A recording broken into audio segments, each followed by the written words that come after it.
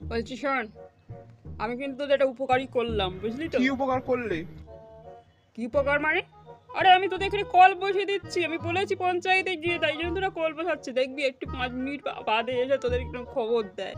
দেখ না। হ্যাঁ, তোদের বাড়িতে ছাদ নেই না? হ্যাঁ, আমি ছাদ ফেলে দেবো। এই ভরটা চেতো, দেখবি। তুমি তো নিজেই ভোটের সময় পালিয়ে যাও। আর আমি দিই, চুপ থাক। দিই। তোরা কোনো খোঁজ খবর নিস নাই আমার, তাই জন্য তোরা জানিস না। কিন্তু আমি ভোট দিই। হুঁ, ভোট দিই না মানে কি? আমার হয়ে কি ভোটটা তুই দিয়ে আসিস? আমি বলছি, ঠাকুর দেবতাকে ডাকো। ডাক্তার দেখাতে হবে না, এমনিতেই কথা বলবে। আমিও ছোটবেলায় কথা বলতে পারতাম না, কিন্তু ঠাকুরের দেখে তারপর থেকে তুমি কথা বলতে পারছো? কথা বলে দেখাবো আমি। কি কথা বলতে পারি না? কথা বলতে পারতি না? যত সব বাচ্চা মনে থাকবি।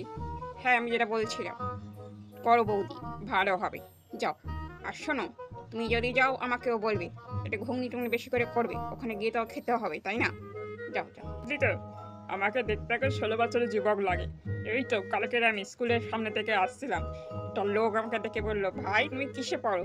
আমি বলি, হেসে বললাম যে আমি পড়ি না, আমার জামাই হয়ে গেছে, ঠিক আছে, বৌমা, দুটো বৌমা হয়ে গেছে। তাই চলো দেখে দাঁড়িয়ে আছি ওই মেয়েটার জন্য। পটে যাবে বল? এখনকার মেয়েদের তো নাকি নাকি সব ওল্ডার লোকগুলোরই একটু বেশি ভালো টালো লাগে, তাই জন্য তো আছি। দেখ কিরম পটাই, দেখ। তোরা পটাবি কি? আমি আগে পটিয়ে নেবো, দেখবি।